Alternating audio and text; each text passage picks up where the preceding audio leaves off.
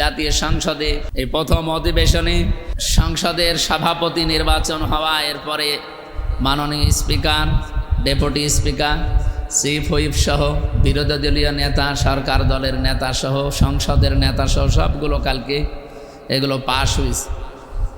151 জন আমির হামজার মতো সত্যি যদি ওখানে আমরা বসতে পারতাম, তো এই দেশে আমরা অন্তত কালকে যদি হাউজের সামনে আসতো, সংসদের সামনে, যে আমরা এই দেশে আর চুরি দেখতে চাই না। যারা যারা চান তারা হ্যাঁ বলেন। 151 জন হাত তুললে এই দেশে চুরি করলে তার হাত কেটে দেওয়া হতো। তো এইটা তো বড় বড় চোর ছাড়া কি জীবনেও হাত তুলবে না, কারণ ওই জায়গায় তো বহু চোর বসে আছে অলরেডি, যারা মানুষের টাকা পয়সা চুরি করে এতদিন বাইরে দেশে পাঠিয়েছে, বিভিন্ন ব্যাংক ব্যালেন্স বানিয়েছে। তারা এই শেষড়া চোরের চাইতে, এই বেগুন চোর, আলু চোরের চাইতে ওটা বড় চোর না? একটা চোর এই যে স্যান্ডেল চুরি করে, জুতা চুরি করে, সারা বছর জুতা চুরি করে নাই 50,000 টাকা জুতা হয়। কিন্তু ওখানে যে চোরগুলো বসে থাকে, ওরা কলমের এক খোসায় বিভিন্ন মন্ত্রণালয় থেকে কোটি কোটি টাকা 2-3 সেকেন্ডের ভেতরে আত্মসাৎ করে। এ কারণে তারা এটা চায় না। আমরা তো এই কাজটাই করতে চাচ্ছিলাম এবার, যে আমরা ইসলামকে আদেশের জায়গায় নিয়ে যেতে চাই। শুধু অনুরোধ করব কোন কারণে? ইসলামের বিষয়গুলো তো অনুরোধের জায়গা থেকে হয় না, যে চলো ভাই সলিমুদ্দিন নামাজ পড়তে যায়। কেন অনুরোধ করা লাগবে আপনাকে? আপনি আল্লাহর দাস, গোলাম, আপনাকে আমরা আদেশ করব, কারণ এই আদেশটা আমার নাই, আদেশ কার? আল্লাহ নিজে আদেশ দিচ্ছেন। হে নবী, আপনি আপনার পরিবারস্থ লোকদেরকে নামাজের আদেশ করেন, নিজেও নামাজের ওপরে অটল থাকেন। খাবার আমি আপনার কাছে চাই না, রিজিক তো আমি আপনাকে দান করি। শুভ পরিণাম অপেক্ষা করছে যারা মুত্তাকি, তাকওয়াবান তাদের জন্য। সম্মানিত মুসল্লি ইকরাম, জ্ঞানী মানুষ আপনারা অনেকেই, আমি বোঝাতে চাই এটা, যে আমরা এই যে পরিচিত যে কাজগুলো জানি, এই কাজগুলো আদেশের জায়গায় যতদিন নিয়ে যাওয়া না যাবে, শুধু ওয়াজ করে এটা জীবনেও বন্ধ করা সম্ভব না। আল্লাহর নিষিদ্ধ কাজ যেগুলো আছে, এই যে গীবত করা, তহমত দেওয়া, এটা সবচাইতে বেশি চলছে বাংলাদেশে। আজ দেখেন ফেসবুক খুলে কত তহমত কত মানুষের নামে ছড়াচ্ছে, কতজন বুঝে, অনেকে না বুঝে। আমি কি বেশি বললাম না? এটা হচ্ছে। ফেসবুক খুলে দেখেন কার নামে কি ছড়িয়ে দিচ্ছে। এটা তো গীবতও না, এটা তো তহমত। যেই লোকটা যেই কাজ করে নাই, ওই রকম কথা যদি কেউ তার নামে চালিয়ে দেয়, তার সম্মান ক্ষুণ্ণ হয়, তাহলে এটা কি আর গীবত থাকে না তহমত হয়? তহমত মানে এটা বহতান বলে আরবিতে, এটা আরো মারাত্মক। আজ বাংলাদেশের সবচাইতে বেশি এই গোনাটা হচ্ছে। আন্দাজে একজনের ওপর একটা দোষ চাপিয়ে দিয়ে তার সম্মান ক্ষুণ্ণ করে। কালকে আমি সংসদের ভেতরে কয়দিন, সেই 17 তারিখ থেকে আরম্ভ করে তো ঘুরতেছি, শপথ নেওয়ার পর থেকে আজকে তারিখ মনে হয় মার্চ মাসের 13 তারিখ না? বলেন তো, প্রায় 17 থেকে 13 কতদিন হয়ে গেল?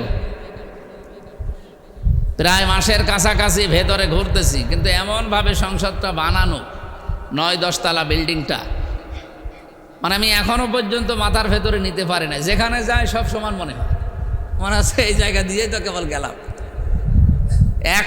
মানে যদি লেখা না থাকে আপনি জীবনেও খুঁজে পাবেন না, খালি ঘুরবেন। তা আমি বাইরে এসে আসলে যেখানে তাকাচ্ছি মনে হচ্ছে যে ওই রকমই জায়গা, তো খুঁজে পাচ্ছিলাম না। একজনকে জিজ্ঞাসা করেছি, হলো আবার সাংবাদিক, ও আবার ভিডিও করেছে, ওইটা দিয়েছে ছেড়ে, যে আমির হামজা সংসদে এসে হারিয়ে গেলে। আমি কি হারিয়ে গেছি? এইটা শুনে যারা আমার বিপক্ষে, এই যে যারা আমার কুষ্টিয়ার সদর আসনে আমরা ভোট পেয়েছিলাম 4.5 লাখের ভেতরে 1,83,000 কিছু বেশি, আর আমাদের বিপক্ষে আমার নিকটতম যারা, তারা 1,29,000, সব মিলে প্রায় 55,000 ভোটে তাদের চাইতে আমরা বেশি ছিলাম। আরও 6 জন ছিল, তারা হালকা কিছু পেয়েছে, কেউ পেয়েছে 20টা, কেউ পেয়েছে 100টা, এরকম কিছু পেয়েছে। তা আমরা যারা বিপক্ষে ছিল, ওই মানুষগুলো যেহেতু এখন মাছ না পেয়ে ছিপে কামড় দেওয়ার অভ্যাস তাদের, তারা কিছু করতে পারছে না। তো চরিত্র হননের জন্য বহু চেষ্টা চালিয়েছে, দেখছে না এ লাইনে যে আমার চরিত্রই ওদের সাথে আরো বেশি খারাপ। না আমার পেছনে যারা লাগে তারা দেখে যে ওনার চরিত্র তো আমাদের চাইতে অনেক ভালো আছে, কারণ আমাদের তো চরিত্রই নেই। তখন তারা ওই লাইন বাদ দিয়ে বিভিন্ন সামাজিক উন্নয়নমূলক কাজ যেগুলো আমি হাতে নিয়েছিলাম, এই কাজগুলো কি করে ভুল ধরা যায় সেই চেষ্টায় ছিল। আমি নির্বাচনে যে 16টা পয়েন্টের ওপরে জনগণকে উদ্বুদ্ধ করেছিলাম, আমার নির্বাচনী ইশতেহারে যেটা ছিল, তার ভেতরে 1 নম্বরে ছিল আমি নির্বাচিত হতে পারলে 100 দিনের ভেতরে সরকারি যত অফিস আদালত আছে আমার এই আসনের ভেতরে, এগুলো সব আমি জনবান্ধব করে তুলব। এটা কি খারাপ কাজ? মানুষ থানায় যেতে ভয় পায়, মানুষ এসপি অফিসে যেতে ভয় পায়, টিএনও অফিসে যেতে ভয় পায়, ডিসি অফিসে যেতে ভয় পায়। এরকম ভয় গাজীপুরে নেই? এগুলো আমাদের এলাকা তো রাজ পার্টির এলাকা, আরও বেশি। আমাদের তো রাজ পার্টির এলাকা, কুষ্টিয়া, মেহেরপুর, চুয়াডাঙ্গা, নাম শোনেননি? তো এই সমস্ত জায়গায় আমি দেখেছিলাম যে এগুলো বেশি, মানুষ ভয় পায় যেতে। চিন্তা করলাম যে এগুলো কি করে জনবান্ধব করা যায় দেখি। আমি শপথ নেওয়ার পরেই এসে এই কাজ আরম্ভ করেছিলাম কুষ্টিয়ায়, যে আমার সদর হাসপাতালে মানুষ যেতে আসলে স্বাচ্ছন্দ্য বোধ করে না।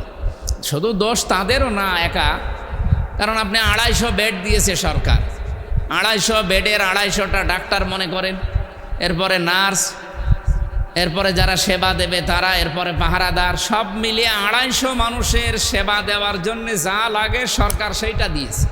এখন যদি 250 বেডের হাসপাতালে মানুষ থাকে 1000, সরকার তো আর 1000 মানুষের ঔষধ দেয় না, সরকার তো 1000 মানুষের ডাক্তার দেয়নি, সরকার তো 1000 মানুষের জন্য সেবা যারা দেবে, এই নার্স, এই পরিষ্কার পরিচ্ছন্ন কর্মী, 1000 মানুষের জন্য তো দেয়নি। দিয়েছে কয়টা?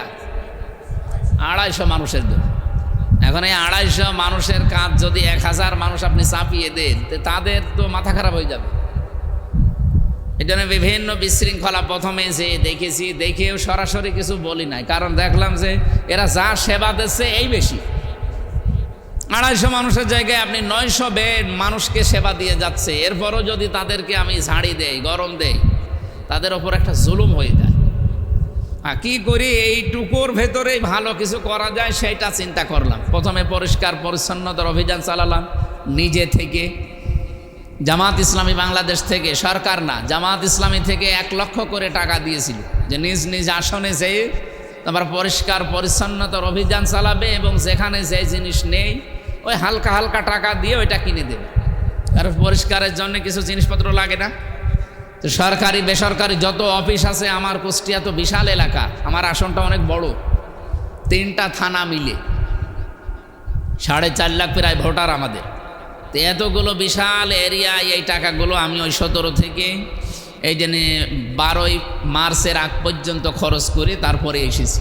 বিভিন্ন জায়গায় যতটুকু পারা যায়, যেখানে হাত দেয় ওই জায়গায় মানে দুর্নীতি ভরা। হাত দেবো কোথায়?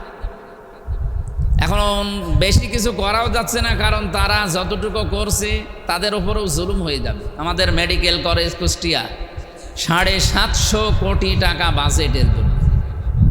আপনার মাথা খারাপ হয়ে যায়। আপনি কি টের পাচ্ছেন কি বললাম? 750 কোটি টাকা একটা প্রজেক্টে, একটা হাসপাতাল বানাবে।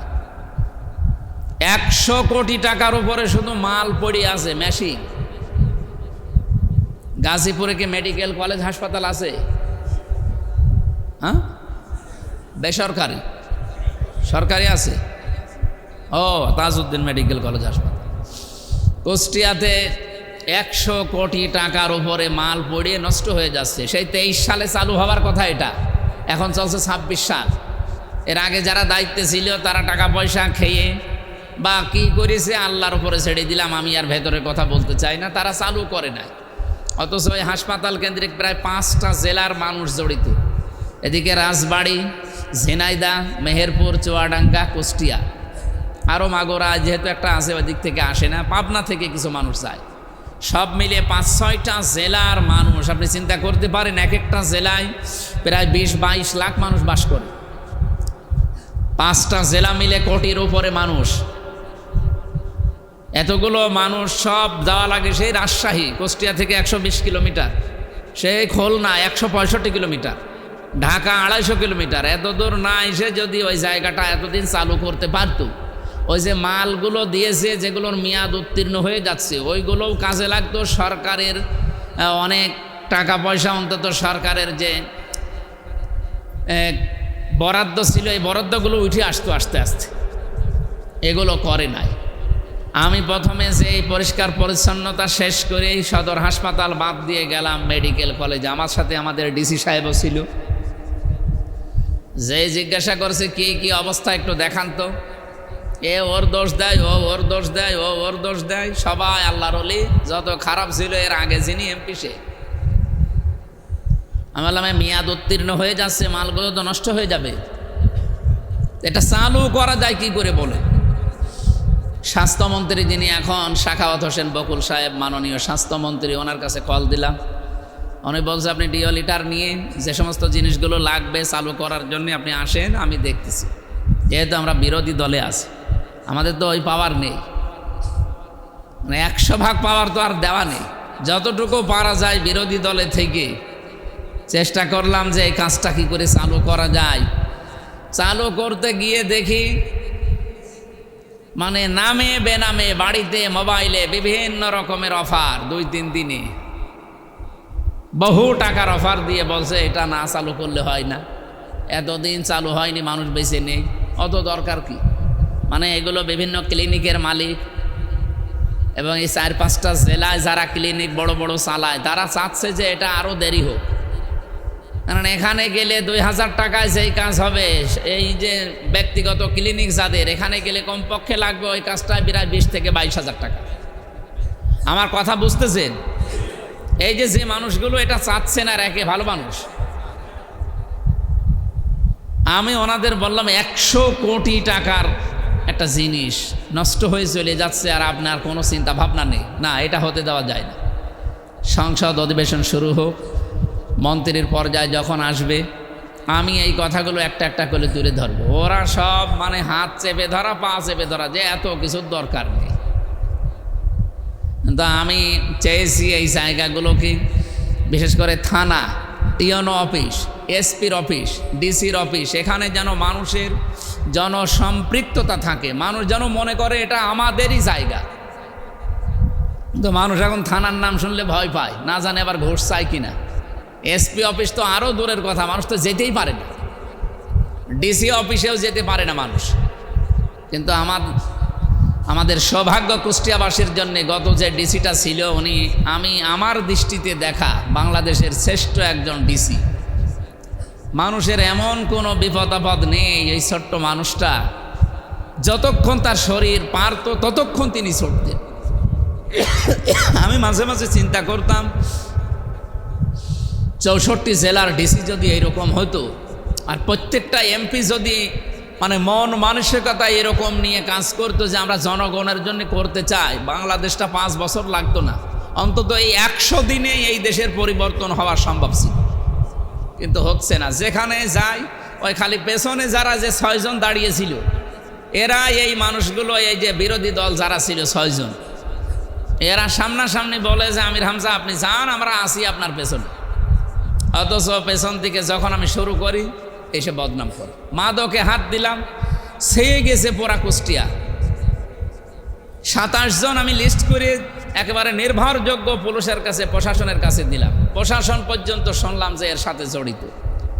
বিভিন্ন পুলিশ এসে বলছে স্যার এই জায়গায় আসতে আমাদের কমপক্ষে 20 থেকে 25-30 লাখ 50 লাখ টাকা খরচ করে এখানে আসা লাগে।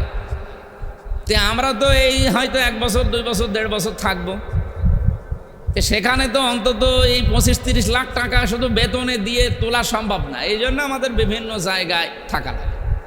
আপনি যদি এখন এখানে হাত মেরে এটা বন্ধ করে দেন তাহলে ওদেরও ক্ষতি, আমাদেরও ক্ষতি, আপনার তো কিছু হবে না। কারণ আপনি তো 4 আনা পয়সা কোনো জায়গা থেকে নেবেন না বলে ঘোষণা দিয়েছেন। 5 বছরে আপনার একটা টাকা বাড়বে না, তো আপনি আমাদের ভাতটাও মারবেন। তাহলে আমি এখন কি বলবো ওদের, বলেন তো? এত কষ্ট করে এগুলো জোগাড় করে দিলাম, যেখানে দেব তারা এখান থেকে কমিশন খায়। সে গোড়ায় গলদ হয়ে গেল না? ভালো কাজে উদ্যোগ নেওয়ার পরে যারা ওই বিরোধী এবার তারা বলছে হ্যাঁ এত কিছু দরকার কি, এমপি আর এর আগে ছিল না। এরপরে মনে করলাম খাবারে একটু হাত দেই, ম্যাজিস্ট্রেট নিয়ে গেলাম কুষ্টিয়ার মিউনিসিটি বাজারে। এখানে যাওয়ার পরে প্রথমে এক মাংসের দোকানে হাত দিয়েছি, 3 রকম মুরগি বিক্রি করছে, দেশি, সোনালি আর ব্রয়লার। ওই সোনালি ব্রয়লারগুলো ঠিক আছে দাম, তাও একটু হালকা বেশি নেয়। দেশি মুরগি ওনারা কিনে নিয়ে আসে 570 টাকা দিয়ে, আর বিক্রি করে 650 টাকা। আমি ম্যাজিস্ট্রেটকে বললাম দেখেন তো সরকারি রেট, সর্বোচ্চ লাভ করার কতটুকু পারমিশন আছে। উনি বলছে 18 থেকে 20 টাকা। একটা জিনিস কিনে আপনি বিক্রি করলে সর্বোচ্চ একটা জিনিস থেকে 18 থেকে 20 টাকার বেশি আপনি লাভ করতে পারবেন না একটা জিনিস থেকে। তো উনি একটা মুরগি কিনেছে 570, বিক্রি করার দরকার 590 টাকা, খুব বেশি, এটা সরকারি নিয়ম। উনি বিক্রি করছে কত? 650, তার মানে কমপক্ষে 80 টাকা বেশি 1 কেজিতে। তো একেবারে সরাসরি ডাকাতি করছেন। আমার নাই টাকা আছে আমি কিনে নিলাম, এই হুজুর কি করবে, এ তো কিয়ামতের পরে খাবে। এই কথাটা ওনারে বলার পরে ওনার মন গেল খারাপ হয়ে, হ্যাঁ আপনার কাজ এটা ম্যাজিস্ট্রেট নেই। ওই ম্যাজিস্ট্রেট তো আছে, ও একা একা আসলে আপনি তার পকেটের ভেতরে হয়তো 20,000 টাকা দিয়ে পুরা বাজার যা শেষ। কিন্তু আমারও তো 20,000 না 20 কোটি টাকা দিলেও জীবনও কিনতে পারবেন। ওনারা 1 লাখ টাকা জরিমানা, 1 বছর জেল হয়। সেখানে ম্যাজিস্ট্রেট শুধু এমপি আছে এই কারণে সম্মানার্থে মাত্র 5,000 টাকা জরিমানা দিল। এই পরেই কুষ্টিয়ার অনেক ব্যবসায়ী রাগ যে না এইগুলো এমপির কাজ না, মাদকের বিরুদ্ধে আমার কাজ না, আপনি খাবারে ভেজাল দেবেন এখানে কাজ না, খাদ্যের দাম বেশি নেবেন এখানে কাজ না, পরিষ্কার পরিচ্ছন্নতা ঠিক নেই এটা আমার কাজ না। তাই আমি কি করব? আমি খালি বসে বসে জিকির করব না? এই ভালো ভালো কাজগুলো আমরা আদেশের জায়গায় থাকতে পারলে ওখানেও 100 টাকা কি 20 টাকার বেশি জীবনেও লাভ করে টিকে থাকতে পারতো না যদি আমি আজ আদেশের জায়গায় থাকতাম। যতটুকু আদেশ দিতে পেরেছি এতেই কন্ট্রোল হয়ে গেছে। আমরা চাচ্ছি সারা বাংলাদেশকে এইভাবে আমরা তৈরি করার জন্যে 100 দিনের টার্গেট নিয়ে যা শুরু করেছিলাম, শুধুমাত্র যারা সামনাসামনি বলেছিল আসি, পেছনে এসে ছড়ি মারে, এই মানুষগুলোর জন্য আমার আফসোস হয়। আপনার কি মানুষ? আরে বলেন কি জনগণের সামনে এসে, আর করেন কি পেছনে যেখানেই হাত দেয় সেখানে আপনি বাধা দেন, নিজে তো কিছু করেন না। আর একজন করতে গেলে সাহায্য করা দূরের কথা আরও বাধা দেন। ফেসবুকে এসে যে কত রকমের কথা আমার নামে ছড়িয়েছে, তারা একটা কথাও তো সত্য না, সব বানিয়ে বানিয়ে আমার নামে দিয়ে তারা মানুষের কাছে কালার করতে চায়। এই গোনাটা যারা করছেন এটা কিন্তু আর গেবত থাকে না, এটা তহমত। আমি একটা উদাহরণ দিয়ে এই কথাগুলো নিয়ে আসলাম। বলেন বাংলাদেশে এই তহমত এখন যদি কেউ করে, ওর রোজা রেখেই কি আর রোজা না রেখে কি? আমার তো রোজা এই শিক্ষাটা দিতে এসেছিল যে আমরা গেবত করব না, তহমত করব না। কারণ গেবত করলে কবিরা গুনাহ হয়, মরা ভাইয়ের গোশত খাওয়ার সমান এটা। আর তহমত কেউ যদি দেয়, বিশ্বনবী মুহাম্মদুর রাসূলুল্লাহ জানিয়েছেন এবং কোরআনের আয়াত হচ্ছে তহমত দিলে এই পৃথিবীতে ওই গুনাহ আল্লাহ তাকে দিয়ে করাবে, এরপরে তার মরণ হবে। বলেন তো আমরা 92% মানুষ এদেশে মুসলমান, এদেশে সৎ কাজে আদেশ করা, অন্যায় কাজে বাধা দেওয়ার পরিবেশ আমাদের হাতে আছে? নেই। আমরা এত ভাগ মুসলমান থাকার পরও আজকে সৎ কাজে অনুরোধ করি, বাধা দেওয়া আদেশ করতে পারি না। কারণ আদেশের জায়গায় তো ইসলাম নেই। আপনি যদি আদেশের জায়গায় না থাকেন তা আপনার আদেশ কেউ মানবে না।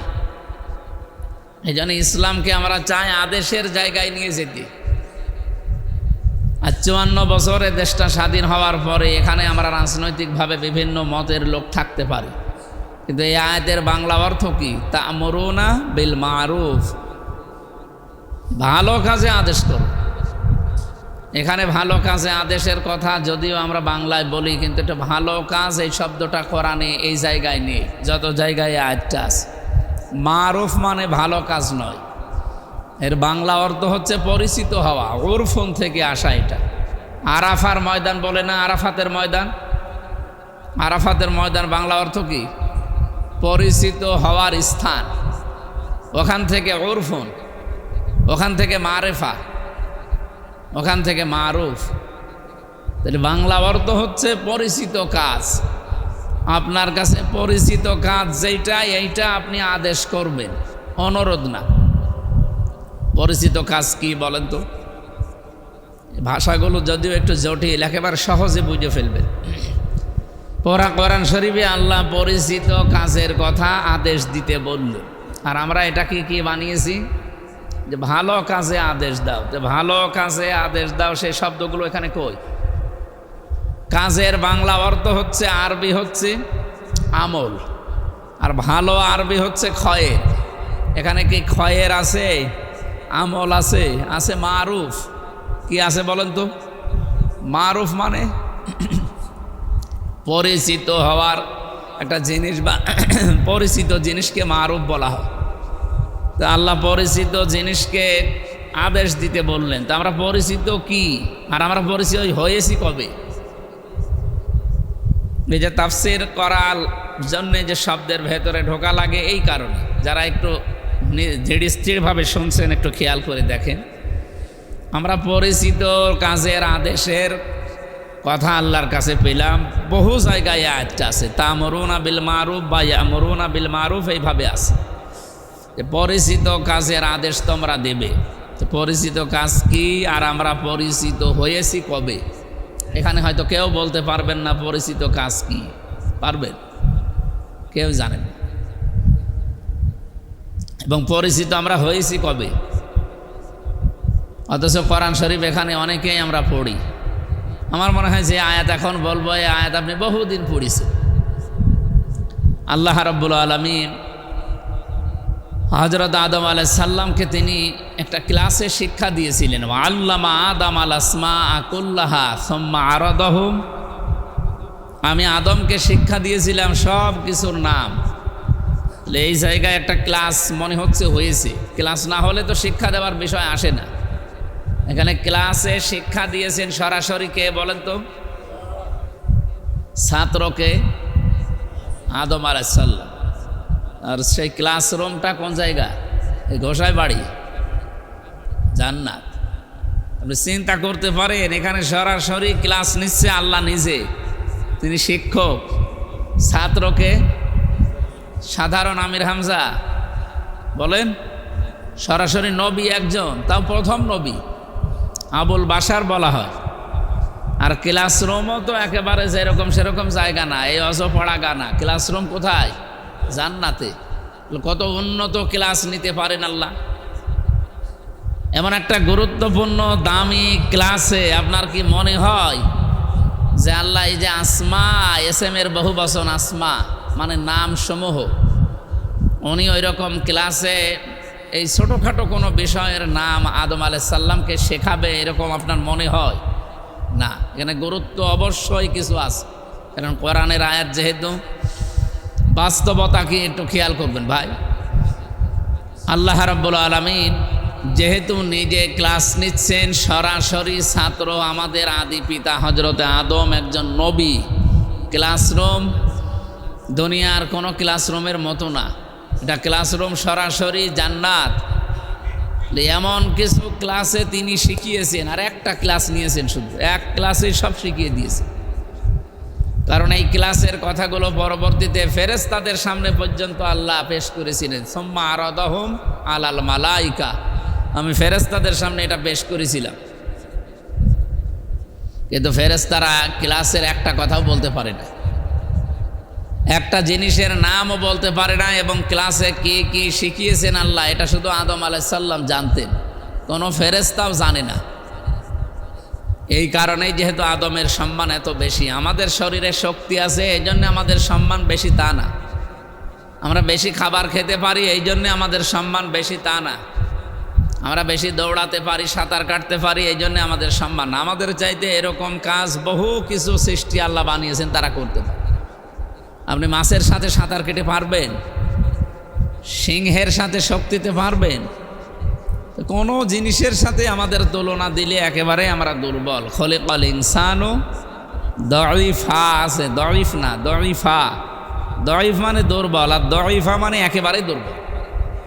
তাহলে প্রত্যেকটি সৃষ্টির জগতের তুলনায় আমরা একেবারেই দুর্বল। ছাগল পর্যন্ত দেখেন, গরু পৃথিবীতে আসার পরে তার নিজের মায়ের স্তন খোঁজ করে সে খাবার খায়, দুধ পান করে। আমরা মানুষেরা সঙ্গে সঙ্গে খাবার খেতে পারি?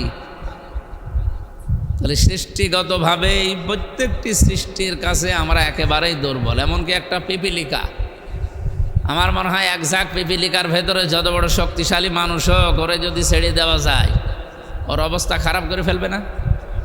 আমাদের তো কোনো লাইনেই অন্তত কোনো সৃষ্টির সাথে পারার কথা না।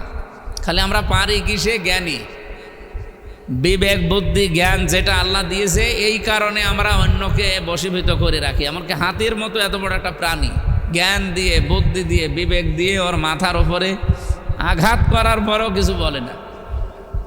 আপনি কি চিন্তা করেন যে এত বড় বিশাল হাতি, ও যদি সত্যি ওর বুদ্ধি থাকতো আমাদের মতো, ওই সুর দিয়ে ধরে উপর থেকে আমির হামসারে নিয়ে পায়ের কাছে রেখে শুধু একটা পাড়া দিত, ফট করে একটা আওয়াজ হইতো, আপনি শেষ।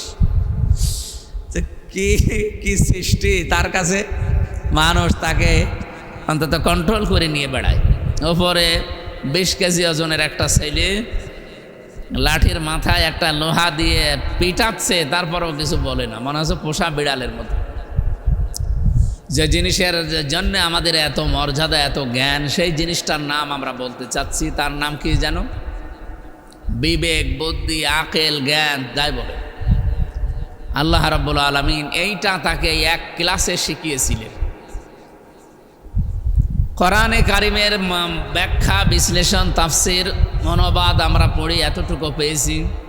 এখানে আমরা গতানুগতিকভাবে যারা পড়ি তারা হয়তো এটা বলতে পারবেন না। গবেষক যারা চিন্তাশীল তারা বের করতে পারে যে আল্লাহ শুধু ওই ক্লাসে শুধু নাম শিখিয়েছেন। এটা তাহলে ঝিঙ্গা, পটল, আলু, বেগুন, সিম, এগুলোর তো একটা নাম, এই নাম শিখিয়েছিলেন।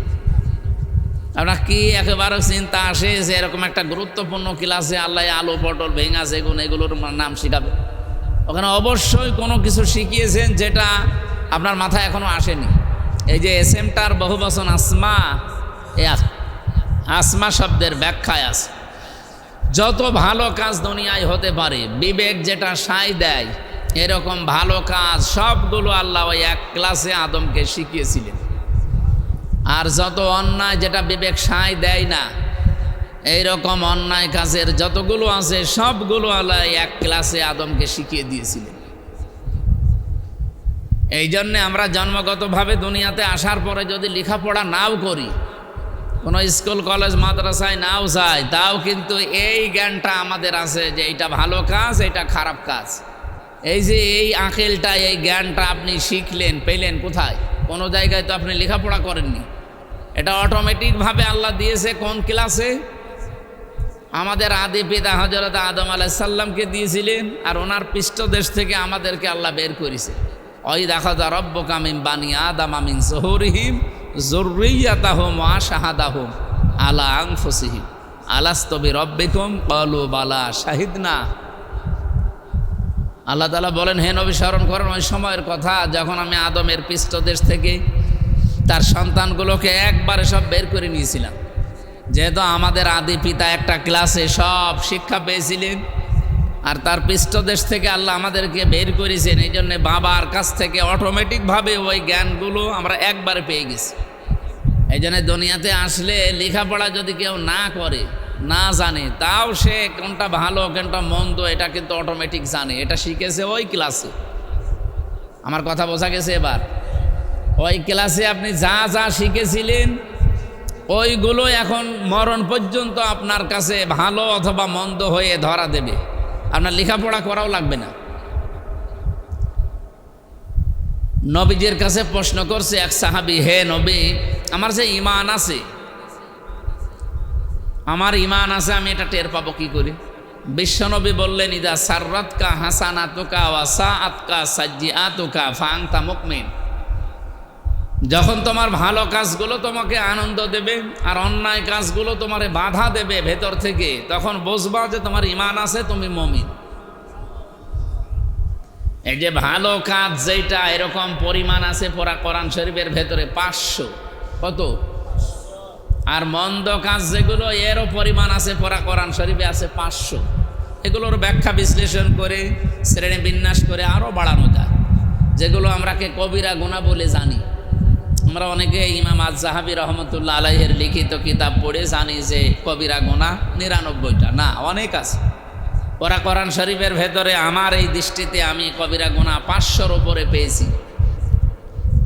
এই কাজগুলো থেকে মানুষ যেন বিরত থাকতে পারে, এবং যে আদেশগুলো আল্লাহ দিয়েছিলেন ওই ক্লাসে শিখিয়েছিলেন, আদেশ সূচক আর নিষেধ সূচক, এইগুলো যারা আমল করতে পারবে,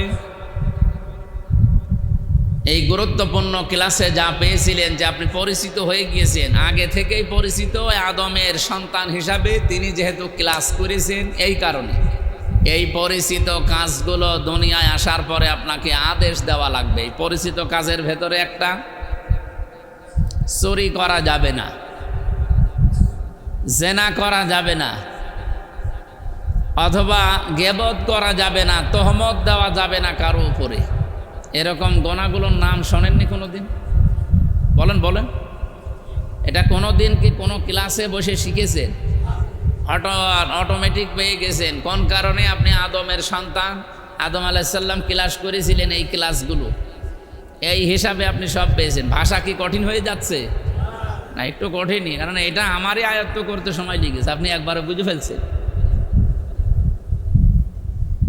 তাহলে কি বললাম এখানে, যে ভালো কাজ বলতে কি এটা কিন্তু আমরা এখন জানছি, এটা আমরা না শিখলেও জানি, কারণ আমাদের আদি পিতা এই ক্লাসগুলো করেছেন। ওনার পৃষ্ঠদেশ থেকে আমরা বের হওয়ার কারণে অটোমেটিক এই জ্ঞানগুলো আল্লাহ আমাদেরকে দিয়েছে। এই ভালো ভালো কাজ যেই কয়টা জানেন দুনিয়ার জীবনে থাকতে, এইগুলো আদেশ দেওয়া লাগবে।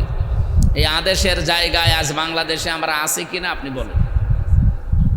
আপনি কি এখন শুধু ওয়াজ করে চুরি বন্ধ করতে পারবেন? ওয়াজ করে ডাকাতি বন্ধ করতে পারবেন? ওয়াজ করে জেনা বন্ধ করতে পারবেন? তা আল্লাহ আমাকে এখন যেখানে নিয়ে গেছে, আমার মতো যদি 151 জন আমরা এই সংসদে থাকি, আমরা এই যে 3টা বিধানের কথা বললাম, আইন পাশ করে এগুলো চিরতর বাংলাদেশ থেকে আমরা এই আদেশ দিয়ে বন্ধ করে দিতে পারি। কিন্তু এখানে এই 151 জন না, 152 জনও যদি এখানে বসে থাকে, আপনারা কেউ পারবেন না। পারবেন? 18 কোটি মানুষের ভাগ্য নির্ধারণ করার জন্যে, কিভাবে চলবে তাদের জীবন, এগুলো কন্ট্রোল করার জন্যে আল্লাহ রাব্বুল আলামিন এই দেশে এখন 300 মানুষকে জাতীয় সংসদে কবুল করেছেন। এর ভেতরে 151 জন আমরা এই মানের হতে চাই, যারা ভালো কাজে আদেশ দিতে পারে। কালকে প্রায় 233টার উপরে, সম্ভবত না 133টা যেন, এই বিষয়গুলো অধ্যাদেশ আকারে আইনমন্ত্রী পড়ছিলেন। স্পিকার যিনি আছেন, মাননীয় স্পিকার, এগুলো সব পড়ার পরে তিনি বললেন যে এইগুলো যারা চান যে এগুলো এই দেশে কায়েম হয়ে যাক, তাহলে তারা হ্যাঁ বলেন। এই আদেশের পক্ষে যারা আছেন, যারা আছে এখন হ্যাঁ যারা বলেছে তাদেরটা জয়যুক্ত হয়ে গেছে, আর না যারা বলেছে, আর না আর পার্টি তো আমরা বেশি না, 130টা না 230টা এরকম হবে পড়ছিল, সবগুলো পড়ে পড়ে আমাদের সামনে। কাল এতগুলো বিষয়, সেই সকাল থেকে বিকাল 5টা পর্যন্ত। এই প্রথম অধিবেশনে সংসদের সভাপতি নির্বাচন হওয়া, এরপরে মাননীয় speaker, deputy speaker, chief whip সহ বিরোধী দলীয় নেতা, সরকার দলের নেতা সহ সংসদের নেতা সহ সবগুলো কালকে এগুলো পাশ হয়েছে। 151 জন আমির হামজার মতো সত্যি যদি ওখানে আমরা বসতে পারতাম, তো এই দেশে আমরা অন্তত কালকে যদি হাউজের সামনে আসতো, সংসদের সামনে, যে আমরা এই দেশে আর চুরি দেখতে চাই না, যারা যারা চান তারা হ্যাঁ বলে। 151 জন হাত তুললে এই দেশে চুরি করলে তার হাত কেটে দেওয়া হতো। তো এইটা তো বড় বড় চোর ছাড়া কি জীবনেও হাত তুলবে না, কারণ ওই জায়গায় তো বহু চোর বসে আছে অলরেডি, যারা মানুষের টাকা পয়সা চুরি করে এতদিন বাইরে দেশে পাঠিয়েছে, বিভিন্ন ব্যাংক ব্যালেন্স বানিয়েছে। তারা এই শেষরা চোরের চাইতে, এই বেগুন চোর, আলু চোরের চাইতে ওটা বড় চোর না? একটা চোর এই যে স্যান্ডেল চুরি করে, জুতা চুরি করে, সারা বছর জুতা চুরি করে নাই, 50,000 টাকা জুতা হয়। কিন্তু ওখানে যে চোরগুলো বসে থাকে, ওরা কলমের এক খোসায় বিভিন্ন মন্ত্রণালয় থেকে কোটি কোটি টাকা 2-3 সেকেন্ডের ভেতরে আত্মসাৎ করে। যে এরা কি ছোট চোর না বড় চোর, যে এই আইন যদি আজকে পাশ হয় তো কালকে আমার তো আর হাত থাকবে না, তখন মানুষ বলবে চোর। এ কারণে তারা এটা চায় না। আমরা তো এই কাজটাই করতে চাচ্ছিলাম এবার, যে আমরা ইসলামকে আদেশের জায়গায় নিয়ে যেতে চাই। শুধু অনুরোধ করব কোন কারণে? ইসলামের বিষয়গুলো তো অনুরোধের জায়গা থেকে হয় না, যে চলো ভাই সলিমুদ্দিন নামাজ পড়তে যায়। কেন অনুরোধ করা লাগবে আপনাকে? আপনি আল্লাহর দাস, গোলাম, আপনাকে আমরা আদেশ করব, কারণ এই আদেশটা আমার নাই, আদেশ কার?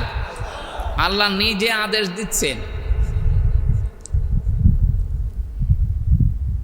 হে নবী, আপনি আপনার পরিবারস্থ লোকদেরকে নামাজের আদেশ করেন, নিজেও নামাজের ওপরে অটল থাকেন।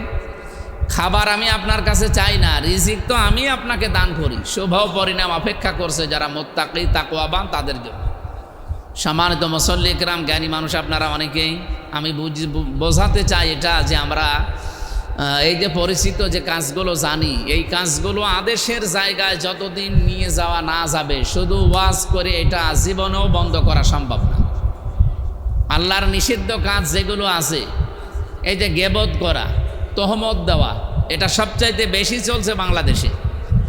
আজ দেখেন ফেসবুক খুলে কত তহমত কত মানুষের নামে ছড়াচ্ছে, কতজন বুঝে অনেকে না বুঝে। আমি কি বেশি বললাম না? এটা হচ্ছে। ফেসবুক খুলে দেখেন কার নামে কি ছড়িয়ে দিচ্ছে। এটা তো গীবতও না, এটা তো তহমত। যেই লোকটা যেই কাজ করে নাই, ওই রকম কথা যদি কেউ তার নামে চালিয়ে দেয়, তার সম্মান ক্ষুণ্ণ হয়, তাহলে এটা কি আর গীবত থাকে না তহমত হয়? তহমত মানে এটা বহতান বলে আরবিতে, এটা আরো মারাত্মক। আজ বাংলাদেশের সবচাইতে বেশি এই গোনাটা হচ্ছে। আন্দাজে একজনের ওপর একটা দোষ চাপিয়ে দিয়ে তার সম্মান ক্ষুণ্ণ করে। কালকে আমি সংসদের ভেতরে কয়দিন, সেই 17 তারিখ থেকে আরম্ভ করে তো ঘুরতেছি, শপথ নেওয়ার পর থেকে আজকে তারিখ মনে হয় মার্চ মাসের 13 তারিখ না? বলেন তো, প্রায় 17 থেকে 13 কতদিন হয়ে গেল? প্রায় মাসের কাছাকাছি ভেতরে ঘুরতেছি। কিন্তু এমনভাবে সংসদটা বানানো, 9-10 তলা বিল্ডিংটা, মানে আমি এখনো পর্যন্ত মাথার ভেতরে নিতে পারি না। যেখানে যাই সব সমান মনে হয়, মনে হচ্ছে এই জায়গা দিয়েই তো কেবল গেলাম। মানে যদি লেখা না থাকে আপনি জীবনেও খুঁজে পাবেন না, খালি ঘুরবেন। তা আমি বাইরে এসে আসলে যেখানে তাকাচ্ছি মনে হচ্ছে যে ওই রকমই জায়গা, তো খুঁজে পাচ্ছিলাম না। একজনকে জিজ্ঞাসা করেছি, হলো আবার সাংবাদিক, ও আবার ভিডিও করেছি, ওইটা দিয়েছে ছেড়ে যে আমির হামজা সংসদে এসে হারিয়ে গেলে। আমি কি হারিয়ে গেছি? এইটা শুনে যারা আমার বিপক্ষে, এই যে যারা আমার কুষ্টিয়ার সদর আসনে আমরা ভোট পেয়েছিলাম 4.5 লাখের ভেতরে 1,83,000 কিছু বেশি, আর আমাদের বিপক্ষে আমার নিকটতম যারা, তারা 1,29,000, সব মিলে প্রায় 55,000 ভোটে তাদের চাইতে আমরা বেশি ছিলাম। আরও 6 জন ছিল, তারা হালকা কিছু পেয়েছে, কেউ পেয়েছে 20টা, কেউ পেয়েছে 100টা, এরকম কিছু পেয়েছে। তা আমরা যারা বিপক্ষে ছিল, ওই মানুষগুলো যেহেতু এখন মাছ না পেয়ে ছিপে কামড় দেওয়ার অভ্যাস তাদের, তারা কিছু করতে পারছে না। তো চরিত্র হননের জন্য বহু চেষ্টা চালিয়েছে, দেখছে না এ লাইনে যে আমার চরিত্রই ওদের সাথে আরো বেশি খারাপ। না, আমার পেছনে যারা লাগে তারা দেখে যে ওনার চরিত্র তো আমাদের চাইতে অনেক ভালো আছে, কারণ আমাদের তো চরিত্রই নেই। তখন তারা ওই লাইন বাদ দিয়ে বিভিন্ন সামাজিক উন্নয়নমূলক কাজ যেগুলো আমি হাতে নিয়েছিলাম, এই কাজগুলো কি করে ভুল ধরা যায় সেই চেষ্টায় ছিল। আমি নির্বাচনে যে 16টা পয়েন্টের ওপরে জনগণকে উদ্বুদ্ধ করেছিলাম, আমার নির্বাচনী ইশতেহারে যেটা ছিল, তার ভেতরে 1 নম্বরে ছিল আমি নির্বাচিত হতে পারলে 100 দিনের ভেতরে সরকারি যত অফিস আদালত আছে আমার এই আসনের ভেতরে, এগুলো সব আমি জনবান্ধব করে তুলব। এটা কি খারাপ কাজ? মানুষ থানায় যেতে ভয় পায়, মানুষ এসপি অফিসে যেতে ভয় পায়, টিএনও অফিসে যেতে ভয় পায়, ডিসি অফিসে যেতে ভয় পায়। এরকম ভয় গাজীপুরে নেই। এগুলো আমাদের এলাকা তো রাজ পার্টির এলাকা, আরও বেশি। আমাদের তো রাজ পার্টির এলাকা, কুষ্টিয়া, মেহেরপুর, চুয়াডাঙ্গা, নাম শোনেননি? তো এই সমস্ত জায়গায় আমি দেখেছিলাম যে এগুলো বেশি মানুষ ভয় পায় যেতে। চিন্তা করলাম যে এগুলো কি করি জনবান্ধব করা যায় দেখি। আমি শপথ নেওয়ার পরেই এসে এই কাজ আরম্ভ করেছিলাম কুষ্টিয়ায়, যে আমার সদর হাসপাতালে মানুষ যেতে আসলে স্বাচ্ছন্দ্য বোধ করে না। শুধু দোষ তাদেরও না একা, কারণ আপনি 250 বেড দিয়েছে সরকার, 250 বেডের 250টা ডাক্তার মনে করেন, এরপরে নার্স, এরপরে যারা সেবা দেবে তারা, এরপরে পাহারাদার, সব মিলিয়ে 250 মানুষের সেবা দেওয়ার জন্য যা লাগে সরকার সেইটা দিয়েছে। এখন যদি 250 বেডের হাসপাতালে মানুষ থাকে 1000, সরকার তো আর 1000 মানুষের ঔষধ দেয় না, সরকার তো 1000 মানুষের ডাক্তার দেয়নি, সরকার তো 1000 মানুষের জন্য সেবা যারা দেবে এই নার্স, এই পরিষ্কার পরিচ্ছন্ন কর্মী 1000 মানুষের জন্য তো দেয়নি। দিয়েছে কয়টা? 250 মানুষের জন্য। এখন এই 250 মানুষের কাজ যদি 1000 মানুষ আপনি চাপিয়ে দেন, তাদের তো মাথা খারাপ হয়ে যাবে। এই জন্য বিভিন্ন বিশৃঙ্খলা প্রথমে যে দেখেছি, দেখেও সরাসরি কিছু বলি নাই, কারণ দেখলাম যে এরা যা সেবা দিচ্ছে এই বেশি। 250 মানুষের জায়গায় আপনি 900 বেড মানুষকে সেবা দিয়ে যাচ্ছে, এরপরও যদি তাদেরকে আমি ঝাড়ি দেই, গরম দেই, তাদের ওপর একটা জুলুম হয়ে যায়। কি করি এইটুকুর ভেতরেই ভালো কিছু করা যায় সেইটা চিন্তা করলাম। প্রথমে পরিষ্কার পরিচ্ছন্নতার অভিযান চালালাম নিজে থেকে। জামাত ইসলামী বাংলাদেশ থেকে, সরকার না, জামাত ইসলামী থেকে 1 লক্ষ করে টাকা দিয়েছিল যে নিজ নিজ আসনে যেয়ে তারপর পরিষ্কার পরিচ্ছন্নতার অভিযান চালাবে এবং যেখানে যে জিনিস নেই ওই হালকা হালকা টাকা দিয়ে ওইটা কিনে দেবে। কারণ পরিষ্কারের জন্য কিছু জিনিসপত্র লাগে না। তো সরকারি বেসরকারি যত অফিস আছে, আমার কুষ্টিয়া তো বিশাল এলাকা, আমার আসনটা অনেক বড়, 3টা থানা মিলে 4.5 লাখ প্রায় ভোটার আমাদের। তো এতগুলো বিশাল এরিয়ায় এই টাকাগুলো আমি ওই 17 থেকে এই জন্য 12ই মার্চের আগ পর্যন্ত খরচ করে তারপরে এসেছি। বিভিন্ন জায়গায় যতটুকু পারা যায়, যেখানে হাত দেয় ওই জায়গায় মানে দুর্নীতি ভরা। হাত দেবো কোথায়? এখন বেশি কিছু করাও যাচ্ছে না, কারণ তারা যতটুকু করছে তাদের উপরেও জুলুম হয়ে যাবে। আমাদের মেডিকেল কলেজ কুষ্টিয়া 750 কোটি টাকা বাজেটের জন্য। আপনার মাথা খারাপ হয়ে যায়। আপনি কি টের পাচ্ছেন কি বললাম? 750 কোটি টাকা একটা প্রজেক্টে একটা হাসপাতাল বানাবে। 100 কোটি টাকার উপরে শুধু মাল পড়ে আছে, মেশিন। গাজীপুরে কি মেডিকেল কলেজ হাসপাতাল আছে? হ্যাঁ, বেসরকারি, সরকারি আছে। ও, তাজউদ্দিন মেডিকেল কলেজ হাসপাতাল। কুষ্টিয়াতে 100 কোটি টাকার উপরে মাল পড়িয়ে নষ্ট হয়ে যাচ্ছে। সেই 23 সালে চালু হওয়ার কথা, এটা এখন চলছে 26 সাল। এর আগে যারা দায়িত্বে ছিল তারা টাকা পয়সা খেয়ে বা কি করেছে আল্লাহর উপরে ছেড়ে দিলাম, আমি আর ভেতরে কথা বলতে চাই না। তারা চালু করে নাই, অথচ ওই হাসপাতাল কেন্দ্রিক প্রায় 5টা জেলার মানুষ জড়িত। এদিকে রাজবাড়ী, ঝিনাইদহ, মেহেরপুর, চুয়াডাঙ্গা, কুষ্টিয়া, আরও মাগুরা যেহেতু একটা আছে ওই দিক থেকে আসে না, পাবনা থেকে কিছু মানুষ যায়। সব মিলিয়ে 5-6টা জেলার মানুষ। আপনি চিন্তা করতে পারেন, এক একটা জেলায় প্রায় 20-22 লাখ মানুষ বাস করে। 5টা জেলা মিলে কোটির উপরে মানুষ। এতগুলো মানুষ সব যাওয়া লাগে সেই রাজশাহী, কুষ্টিয়া থেকে 120 কিলোমিটার, সেই খুলনা 165 কিলোমিটার, ঢাকা 250 কিলোমিটার। এত দূর না এসে যদি ওই জায়গাটা এতদিন চালু করতে পারতো, ওই যে মালগুলো দিয়েছে যেগুলোর মেয়াদ উত্তীর্ণ হয়ে যাচ্ছে ওইগুলোও কাজে লাগতো। সরকারের অনেক টাকা পয়সা, অন্তত সরকারের যে বরাদ্দ ছিল এই বরাদ্দগুলো উঠে আসতো আস্তে আস্তে। এগুলো করে নাই। আমি প্রথমে যে পরিষ্কার পরিচ্ছন্নতা শেষ করে সদর হাসপাতাল বাদ দিয়ে গেলাম মেডিকেল কলেজে। আমার সাথে আমাদের ডিসি সাহেবও ছিল। যে জিজ্ঞাসা করছে কি কি অবস্থা একটু দেখান তো, এ ওর দোষ দেয়, ও ওর দোষ দেয়, ও ওর দোষ দেয়। সবাই আল্লাহর ওলি, যত খারাপ ছিল এর আগে যিনি এমপি সে। আমি বললাম মেয়াদ উত্তীর্ণ হয়ে যাচ্ছে, মালগুলো তো নষ্ট হয়ে যাবে, এটা চালু করা যায় কি করে বলে। স্বাস্থ্যমন্ত্রী যিনি এখন, সাখাওয়াত হোসেন বকুল সাহেব, মাননীয় স্বাস্থ্যমন্ত্রী, ওনার কাছে কল দিলাম। উনি বলছে আপনি ডিও লিটার নিয়ে যে সমস্ত জিনিসগুলো লাগবে চালু করার জন্য আপনি আসেন, আমি দেখতেছি। যেহেতু আমরা বিরোধী দলে আছি, আমাদের তো ওই পাওয়ার নেই। মানে 100 ভাগ পাওয়ার তো আর দেওয়া নেই। যতটুকু পারা যায় বিরোধী দলে থেকে চেষ্টা করলাম যে এই কাজটা কী করে চালু করা যায়। চালু করতে গিয়ে দেখি মানে নামে বেনামে বাড়িতে মোবাইলে বিভিন্ন রকমের অফার, 2-3 দিনে বহু টাকার অফার দিয়ে বলছে এটা না চালু করলে হয় না, এতদিন চালু হয়নি, মানুষ বেঁচে নেই, অত দরকার কি। মানে এগুলো বিভিন্ন ক্লিনিকের মালিক এবং এই 4-5টা জেলায় যারা ক্লিনিক বড় বড় চালায় তারা চাচ্ছে যে এটা আরও দেরি হোক, কারণ এখানে গেলে 2000 টাকায় যেই কাজ হবে, এই যে ব্যক্তিগত ক্লিনিক যাদের এখানে গেলে কমপক্ষে লাগবে ওই কাজটা প্রায় 20 থেকে 22,000 টাকা। আমার কথা বুঝতেছেন? এই যে মানুষগুলো এটা চাচ্ছেন আর একে ভালো মানুষ,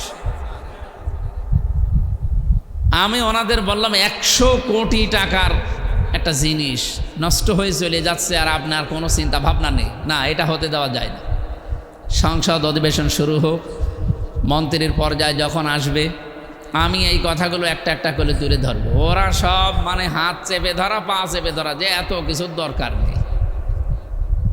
কিন্তু আমি চেয়েছি এই জায়গাগুলোকে, বিশেষ করে থানা, টিএনও অফিস, এসপির অফিস, ডিসির অফিস, এখানে যেন মানুষের জনসম্পৃক্ততা থাকে, মানুষ যেন মনে করে এটা আমাদেরই জায়গা। তো মানুষ এখন থানার নাম শুনলে ভয় পায়, না জানে আবার ঘুষ চায় কিনা।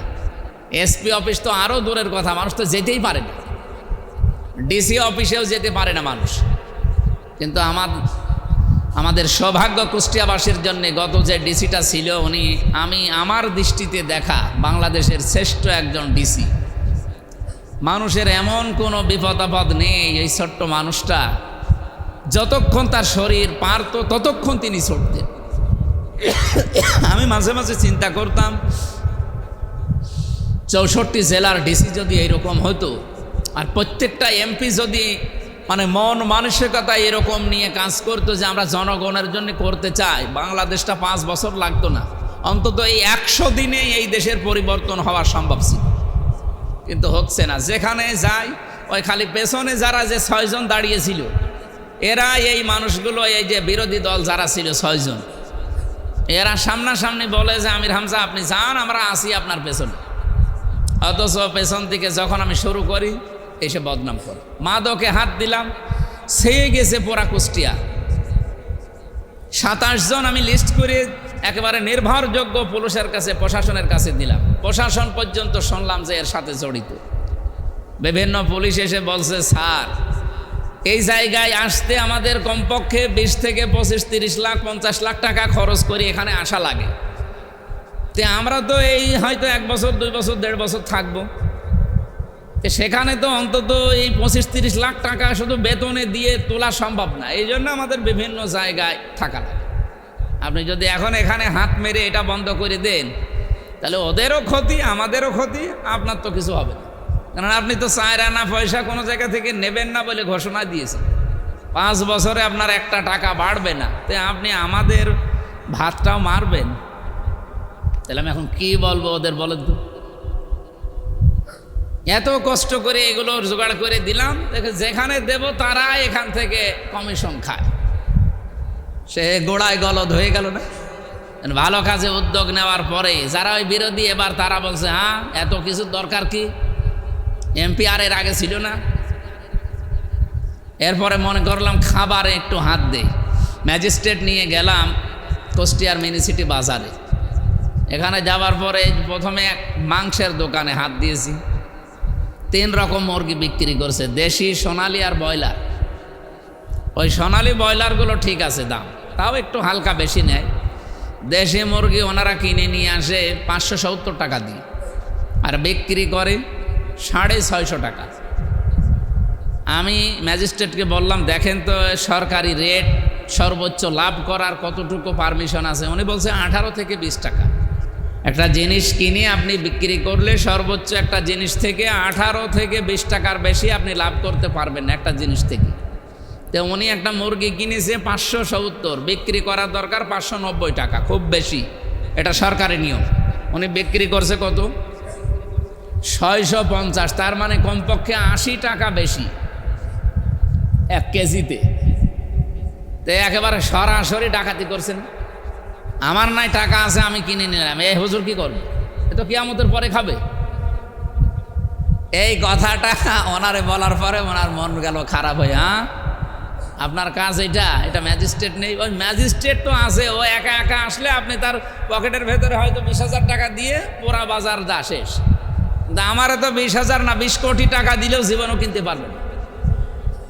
ওনারা 1 লাখ টাকা জরিমানা, 1 বছর জেল হয়। সেখানে ম্যাজিস্ট্রেট শুধু এমপি আছে এই কারণে সম্মানার্থে মাত্র 5,000 টাকা জরিমানা দিল। এই পরেই কুষ্টিয়ার অনেক ব্যবসায়ী রাগ যে না এইগুলো এমপির কাজ না, মাদকের বিরুদ্ধে আমার কাজ না, আপনি খাবারে ভেজাল দেবেন এখানে কাজ না, খাদ্যের দাম বেশি নেবেন এখানে কাজ না, পরিষ্কার পরিচ্ছন্নতা ঠিক নেই এটা আমার কাজ না। তাই আমি কি করব?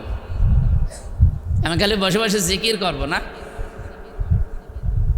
এই ভালো ভালো কাজগুলো আমরা আদেশের জায়গায় থাকতে পারলে ওখানে ও 100 টাকা কি 20 টাকার বেশি জীবনেও লাভ করে টিকে থাকতে পারতো না যদি আমি আজ আদেশের জায়গায় থাকতাম। যতটুকু আদেশ দিতে পেরেছি এতেই কন্ট্রোল হয়ে গেছে। আমরা চাচ্ছি সারা বাংলাদেশকে এইভাবে আমরা তৈরি করার জন্যে 100 দিনের টার্গেট নিয়ে যা শুরু করেছিলাম, শুধুমাত্র যারা সামনাসামনি বলেছিল আসি, পেছনে এসে ছড়ি মারে, এই মানুষগুলোর জন্য আমার আফসোস হয়। আপনার কি মানুষ? আপনি বলেন কি জনগণের সামনে এসে, আর করেন কি পেছনে যে? যেখানেই হাত দেয় সেখানে আপনি বাধা দেন, নিজে তো কিছু করেন না। আর একজন করতে গেলে সাহায্য করা দূরের কথা আরও বাধা দেন। ফেসবুকে এসে যে কত রকমের কথা আমার নামে ছড়িয়েছে, তারা একটা কথাও তো সত্য না, সব বানিয়ে বানিয়ে আমার নামে দিয়ে তারা মানুষের কাছে কালার করতে চায়। এই গোনাটা যারা করছেন এটা কিন্তু আর গেবত থাকে না, এটা তহমত। আমি একটা উদাহরণ দিয়ে এই কথাগুলো নিয়ে আসলাম। বলেন বাংলাদেশে এই তহমত এখন যদি কেউ করে, ওর রোজা রেখেই কি আর রোজা না রেখেই কি? আমার তো রোজা এই শিক্ষাটা দিতে এসেছিল যে আমরা গেবত করব না, তহমত করব না। কারণ গেবত করলে কবিরা গুনাহ হয়, মরা ভাইয়ের গোশত খাওয়ার সমান এটা। আর তহমত কেউ যদি দেয়, বিশ্বনবী মুহাম্মদুর রাসূলুল্লাহ জানিয়েছেন এবং কোরআনের আয়াত হচ্ছে তহমত দিলে এই পৃথিবীতে ওই গুনাহ আল্লাহ তাকে দিয়ে করাবে, এরপরে তার মরণ হবে। সম্মানিত মুসল্লিকরা, আমার আলোচনার বিষয় ছিল যতগুলো, মানে আমার কিয়ামত পর্যন্ত হায়াত পেলেও আমার এই আয়াতগুলো শেষ হবে না, এত কথাই আয়াতের ভেতরে আছে। সামারাইজ করে আমি এইটাই বোঝাতে চাই যে আমরা যেহেতু রমজানুল মোবারকে রোজা রেখে তাকওয়া অর্জন করার জন্য চেষ্টা চালাচ্ছি, এটা কিন্তু সবচাইতে বড় তাকওয়া। আল্লাহর নিষিদ্ধ কাজগুলো কি করে ছেড়ে দিয়ে আল্লাহর আদেশ যে কাজগুলো আছে এগুলো আমরা এমনিতে জানি, এগুলো সমাজে, ব্যক্তিতে, পরিবারে কায়েম করার নাম হচ্ছে তাকওয়া। ইয়াদিলু, তোমরা কায়েম করো ন্যায় বিচার, হুয়া আকরাবুল তাকওয়া, এইটাই তাকওয়ার নিকটতম পন্থা। আল্লাহ আমাদেরকে এইভাবে তাকওয়া অর্জন করার তৌফিক যেন দান করেন, যে আমরা ভালো ভালো কাজের আদেশ দেওয়ার জায়গায় থাকতে চাই। শুধু অনুরোধ করব তা না, অন্যায় কাজে আমরা শুধু নিষেধ করব তা না, বাধা দেব। তানহাওনা আনিল মুনকার আছে, নাহা শব্দের অর্থ শুধু নিষেধ করা না, নাহা মানে কি? বাধা দেওয়া। এই যে স্রোত চলছে নদীর এই স্রোত যদি আপনি যে ইমাম সাহেবকে নিয়ে আমারে নিয়ে বলেন যে এখানে ফু দেন, ফু দিলাম, বন্ধ হয়ে যাবে? ওটা বন্ধ করার জন্যে প্রাচীর দেওয়া লাগবে, বেড়া দেওয়া লাগবে, বাঁধ দেওয়া লাগবে, তারপরে ওই স্রোত বন্ধ হবে। এ অন্যায় চলছে সমাজে, যেভাবে স্রোত বচ্ছে, এই জায়গায় শুধু দোয়া দরুদ দিয়ে ওয়াজ নসিহত করে এটা বন্ধ করা সম্ভব না। এটা বন্ধ করার জন্যে বাধার প্রাচীর তৈরি করা লাগবে। রমজানে এই শিক্ষাটা দিতে এসেছি। আমরা কোনটা নিয়েছি বলে এরকম প্রায় আমি 27টা শিক্ষা পেয়েছি, একটাও আমাদের জীবনে আসতেছে না। শুধু মনে করছে না খেয়ে তো আছে, না খেয়ে তো অনেকেই থাকে। হিন্দুরাও তো মরে গেলে, মা বাপ মরে গেলে না খেয়ে থাকে না, ওরা উপোস বলে। আমি হিন্দুদের সাথে, খ্রিস্টানদের সাথে, ইহুদিদের সাথে, বৌদ্ধদের সাথে, মজুসিদের সাথে মিশেছি বিভিন্ন দেশে, যে তারাও রোজা রাখে। তাদের সিস্টেম আমাদের মতো না। এমনকি পৃথিবীর অন্যান্য জাতির উপরে আমাদের আগে যারা দুনিয়া থেকে বিদায় নিয়েছে তাদেরও রোজা ছিল, কিন্তু সিস্টেম হয়তো এটা ছিল না। যেমন মরিয়ম আলাইহিস সালামের রোজা ছিল, কথা বলা যাবে না, খাওয়া যাবে, পান করা যাবে, কিন্তু কথা বলা যাবে না। এটাও কঠিন। আমাদেরকে যদি এই রোজা আল্লাহ দিত যে সব করা যাবে, কথা বলা যাবে না, আমার মনে হয় কারো রোজাই হইতো। তা আমাদের রোজাদার আমরা এখানে যারা আছি, আমাদের দুইটা খুশির সংবাদ।